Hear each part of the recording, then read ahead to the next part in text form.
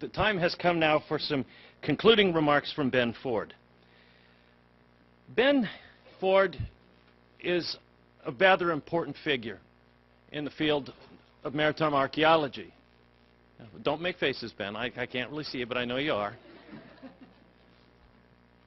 And I think Ben's an important figure because he has, in this country, along with John Jensen, the two giants, really, if you will, with maritime cultural landscape theory and practice, taken us to a different level, where in the past we really did just talk about shipwrecks. And we argued over that and applied some theory to it, but forgot the culture that was there and forgot more than just the maritime world of the Europeans being important, but indigenous maritime worlds and interactions with the environment, and, of course, where people interact between land and sea. When I first met Ben, he was a student at Texas A&M, getting his degree there, coming out of a career in cultural resources management. And I was struck by the irony that here's a fellow who's brilliantly looking at maritime cultural landscapes and theories in a school that prides itself on documenting every timber off of every ship down to the nail hole, which is important in that processual way, but I think also is a reminder that as we look in our various areas, there are people like Ben and like John who take us to that next level and what it all means in the big scale of things and also at its most intimate on the human scale. Ladies and gentlemen, Ben Ford.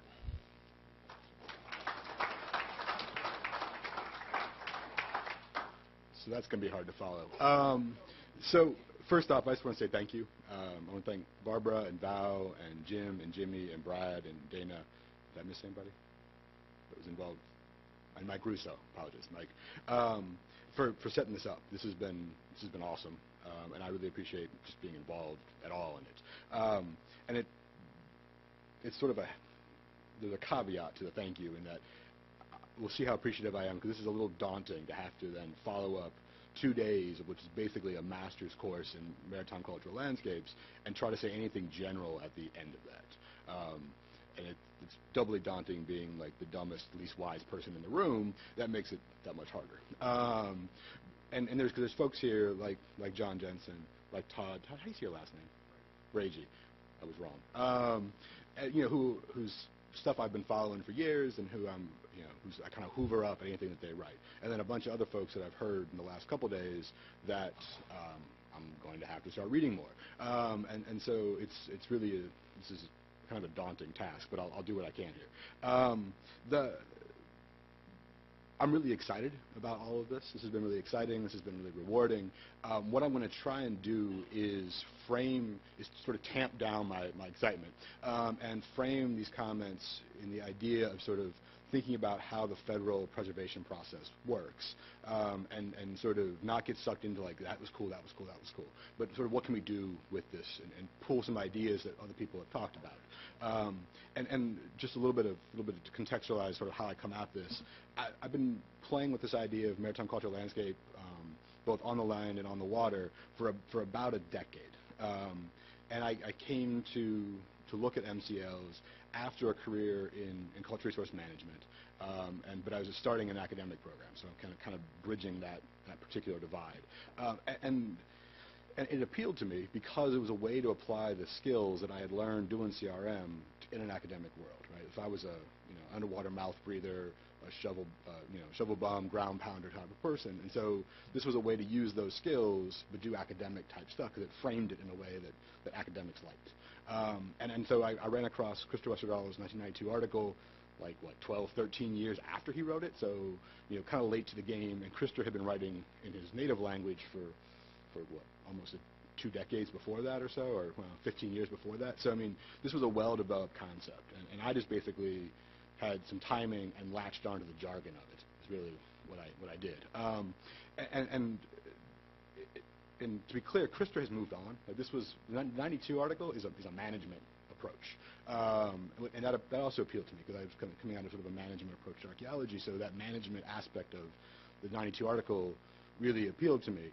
But if you read Christopher's more recent stuff, he has definitely moved on. So this is an evolving concept, which also sort of appealed to me because it was a way to do anthropological underwater archaeology. And I love ships, like a lot of people have talked about. I came out of a program where we measure and record ships. I sort of agree with Dave in that they're an artifact, but they're the most complicated artifact that any pre-industrial person made, and hence they're slightly different than a projectile point. And you could argue that they're actually a site or a structure, or where it makes you happy, because a lot of people lived on them. Right? And so if you look at a submerged prehistoric site, or a submerged pre-contact site, or a submerged first-person site, sorry, Doug, old habits die hard, maybe more people were on that ship than were on in that site. But regardless, there's a fetishism with shipwrecks in underwater archaeology, and this was a way to kind of break away from that. And so all of this really appealed to me, and that's sort of how I came to do this. So what I'd like to do in the next couple minutes here is sort of offer a couple things. Talk briefly about the benefits that I see in this approach, talk about at more length about the problems that I see applying this approach within the sort of federal process that are not insurmountable, but problems. And then sort of end with maybe a couple just sort of suggestions about process or procedure that might be helpful as we move forward here. So in terms of benefits, this approach, this maritime cultural landscape approach, it supports a whole bunch of different perspectives, right? I mean, you've got multiple cultures' perspective can be locked into this. You've got multiple theoretical perspectives can be put into this. So phenomenology, practice theory, Marxist theory, cultural ecology, whatever makes you happy, you can do it within this framework. And I think importantly, you can bring in a management perspective as well. And so it's got it's a broad church. And so it's got a lot of sort of parts we could pull in here. And to be honest, I think the fact that we can bring a lot of different publics in, a lot of different scholars in, is really helpful because the scholarship we do today is grounded in the beliefs of today, what people want today, how people see the environment today. And so there's a grounding in today that's important, but there's also the things that we study, the things that we choose to study influences what people in the future see as important. And so there's sort of this recursive relationship between the public and academics, the public and scholars, that is grounded in today, but hopefully building towards the future. And so I think that's key here. And the theoretical perspectives, we talked there's a lot of theory sort of in the last couple of days, is helpful because that frames those questions, right? Theory to what takes things from being cool old stuff to being something people care about, right? That's how you frame the argument, how you tell the story, what the context is what makes it actually an interesting and worthwhile story. So I think we need all these different approaches coming in, and I think that's part of what makes this a strong thing. What also makes it to me at least, makes it a strong approach is that space is what we all share, right? Cultures come and go, people come and go, but the space is there. The space is always there. The place is always there. And so I may see it one way, somebody else may see it differently, but we're seeing the same physical place. And I think that gives us a little bit of strength. It binds us all together. It gives us some commonality that we can build on, some commonality that sort of gives us multiple constituencies, right? Because if you're doing preservation, building constituencies is important. The more people who care about something, the easier it is to argue to preserve it. The more people who have your back when it's time to preserve something. And so if we can bring more people in and we all share this one thing, I think that is a strength. And the place itself has these characteristics, right? And those characteristics help link us today with our forebears. They sat there and they looked at the ice and saw the ice come in. They saw the clouds. They had the waves. They heard the waves. They experienced that place in very much the same way that we can experience. At least the physical components were all there. And so I think there's a strong way to link today and the past together with sort of a place-based, landscape-based approach. And there's also a physicality to this, right? And the physicality is what makes archaeology somewhat different than history, right? The fact that I can hand a student an artifact and say, this is 10,000 years old, and they go, whoa, right? And if I can go to a place and say, this place has been important for 15,000 years, there's something to be said for that. And so the physicality of it, the fact that there's a physical linkage between then and now and then moving into the future, I think all really sort of argue for this as an approach. I also like it because I'm from Ohio. Like, I'm a working class kid from a landlocked state.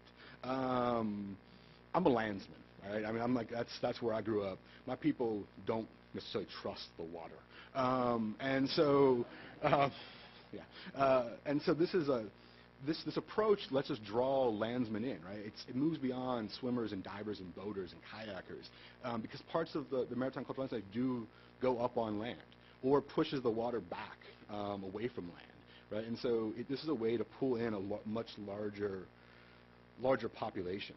And it is important to view the landscape from the water. That's an important perspective to have, but we can also pull in landspeople. So again, it lets us build this larger constituency. And I think, again, building that constituency is really important to any sort of preservation. And sort of finally along those lines, the maritime cultural landscape approach allows us to build linkages to the built environment, so the buildings, peoples, right, through archaeology, through traditional cultural places or properties, and I think importantly to ecology, right? And ecology, right, is the idea that humans are an animal and we're operating in the environment and we affect the environment like any other animal does, right? And so ecology lets us bring in environmental protection. And people like old stuff, but they really like having clean water and livable environments. And so I think this is, again, because it's place-based, because it ties into sort of human-environment interaction, this sort of approach allows us to build an ever larger constituency. And ultimately, I take a very pragmatic approach to this. I don't really care why you agree with me. I just want you to agree with me, right? So if we all are agreeing that this is important, I don't really give a shit why you think it's important. I just want to take care of it. And so I think that's important here, because basically water links the world, right? And if you want to do it from a sort of a cultural perspective, it's through all kinds of transportation. So up into the modern era, that's how we got around, was mostly by water. But more importantly, it's key to life. Right? I mean, it's a resource that's important to everybody. And so how we deal with water, how we protect water, I think is a universal. So again, we can build this large constituency to then argue for preservation. And we want to preserve old stuff, but that's one form of preservation. And then so sort of along the ideas here of just one more sort of reason why this is helpful is that it allows for broader interpretation. Right? It allows for synthesis. It allows us to look across time, across space, to ask larger questions, to ask, to basically this whole big data thing. Like NSF loves big data. Everybody talks about big data these days. This is big data, right? I mean, we're looking big areas, long periods of time, and and through space and time, basically. So ran out of dimensions there. But I mean, it's a big set of data to pull from, and we can make some really interesting comparisons and simulation synthesis, and actually maybe ask some questions that matter. And that's really why I read your stuff, Todd, because you talk about stuff that matters, and so I think that's helpful. And so just to sort of wrap this up here, or at least the positive side, and then I'll switch to the hard part. It's a powerful tool. It's got a broad church. It's a good way to look at the world, but I don't think it's unproblematic within the National Register of Historic Places framework. So I see a couple of problems. I see boundaries, because that come up a couple of times as a problem. And Hans raised the question of, when does it stop being maritime? And to me, that's relatively easy. This is a little bit trite, but Homer answers this, right? Homer basically, Homer says it better than I do, because he's Homer, right? But you take a paddle and walk inland, and when it stops being a paddle and becomes a threshing paddle, or take an oar and walk inland, and it stops being an oar becomes a threshing paddle, it stopped being maritime, somewhere around there, right? Where the use of it changes, the perception of it changes, that's that line. So to me, that's relatively straightforward. The issue of scale and boundaries, though, I find less straightforward. The modern world's connected, right? And we saw, with Matt Sanger's talk earlier, that the ancient world is connected, and pretty largely connected. And then when you add in European invasion and expansion, then everything is connected, certainly in the 1600s. And so that you could draw a maritime landscape that's global. And there's some use in that, but I think we need to draw the line somewhere maybe smaller than that. If we draw it too small, we lose the power of landscape, we lose the power to connect. But if we draw it too big, I'm afraid that we're going to tip sort of people's tenuous meter. Like there's a tenuous threshold for folks. I call it the bullshit meter, right? And we're going to peg that over if we make this too big, because it becomes cold to people. It becomes too much of a grab to folks. I'm afraid. This is my concern. I don't know if this is true or not, but it's my concern. And so we need to find somewhere sort of in between, and that I don't have a good answer for. But I think settling on some idea of how to define scale and boundary is going to be important. I think more troubling to me in terms of boundaries, though, is that a lot of times maritime cultural landscapes involve things that move. Right? I mean, they're fluid in the most literal sense. So the water comes through, right? That's obvious. But like sediments come through, so there's shore drift and all that kind of stuff happening, which can change the landscape. The critters come through, right? So animals, fish and birds, which might be very much part of that landscape, part of why it's important. They transit through here, right?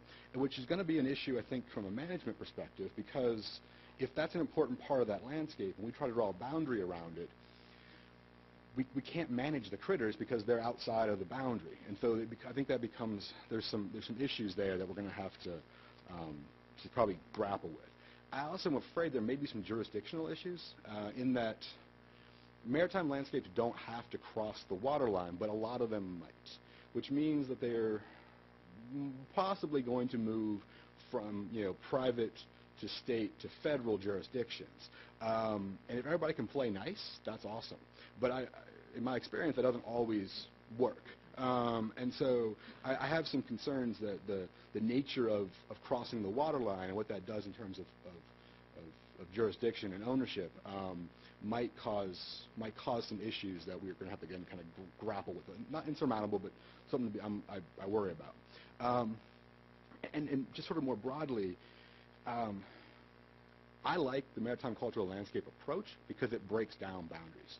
It gets rid of that prehistoric historic line. Like you said, it's insulting and kind of pointless because there's people in before and there's people after, and they all have different ways of keeping track of history. And so we can get rid of that, and we can just track use of that landscape right on through. It's a good way to dissolve political boundaries, right? Because people in the past transited state lines by water and didn't really care. Where I worked, they went back and forth across the international line like it didn't matter, because it didn't matter really. And so we can dissolve a lot of boundaries. We can dissolve the water line boundary because the water line has moved, and there's resources on both sides that were created by the same people, right? If you're a maritime person, you left stuff in the water, left stuff on land, same person dropped it. So I mean, we can dissolve a lot of boundaries with this, but the National Register of Historic Places needs boundaries, right? And so I think just in general, bounding is going to be something we're going to have to figure out how to deal with. The other thing I think that I want to point out is that most of the talks in the last couple of days focused on what I would consider one facet of a larger maritime cultural landscape. So we talked about First Peoples sites that are submerged, or we talked about a group of shipwrecks. We talked about a bunch of canoes. We talked about a lot of different stuff. But to me, those are all part of a maritime cultural landscape. The landscape would be the space and the human use of that space through time. And what that's going to result in is multiple property types.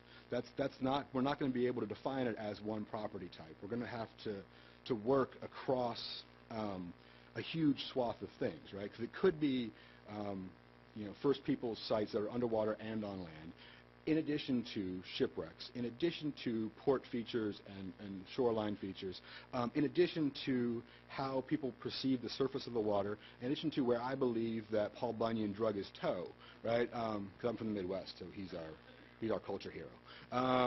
But I mean, all of that is valid. All of that is part of this story, and that's a lot of different types of resources that we're going to have to sort of deal with. And I think there's a strength there because they're all linked by this tie to the place, and they link a bunch of different people together. So it's a strong thing, but it also means that we're going to have to deal with archaeological sites and districts and buildings and structures and traditional cultural properties and a lot of other stuff that all are going to overlap. And so I think in terms of managing that, that's going to take a little bit of dealing with. And there's going to be a lot of different types of integrity there, right? And I would argue that actually we should think about landscapes from the archaeological integrity sort of approach.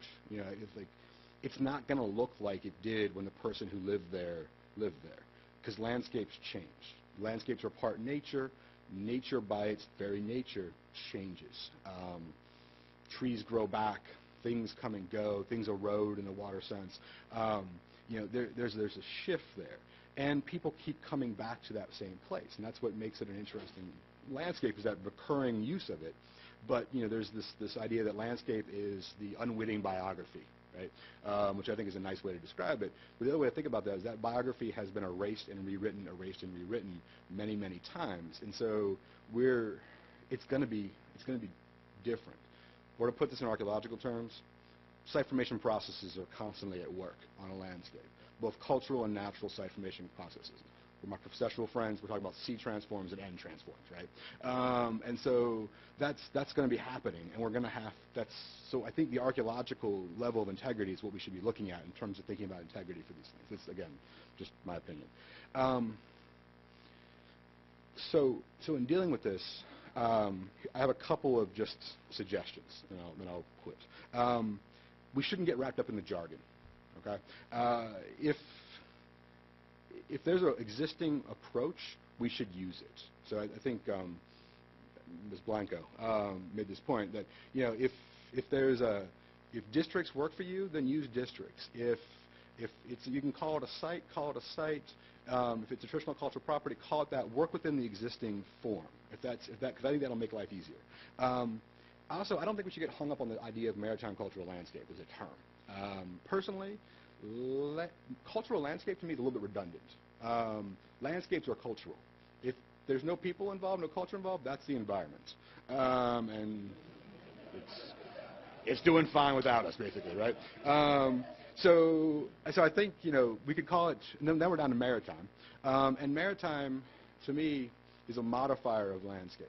And so I think we could talk about a lot of stuff just in terms of a landscape. And I understand that it's troubling to some folks, especially those of us who like and work on the water, the idea that land, right? That it's sort of like woman versus man, right? That sort of by modifying it with a term, it sort of become you give more power to one side of it. So if we want to call them scapes, if that makes people happy, that's fine.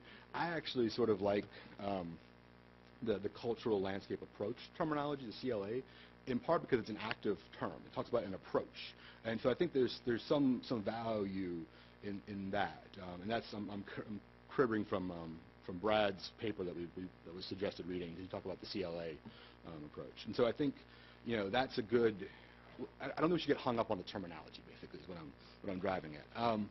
And the caveat there was the maritime cultural landscape idea might still be useful, though, right? So use something that already exists. Don't get hung up on the language. But if there are places that are really important and places that cut across a lot of the existing ways that we deal with cultural resources, so their TCPs and their archaeological sites and their districts, and it's all sort of bedded together, then maybe this term becomes useful in that sense. And so I think there's something along those lines.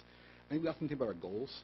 If our goal is interpretation and education, then I think there's existing things to work with, right? There's the heritage areas, these big swaths of the continent that we use for education and interpretation.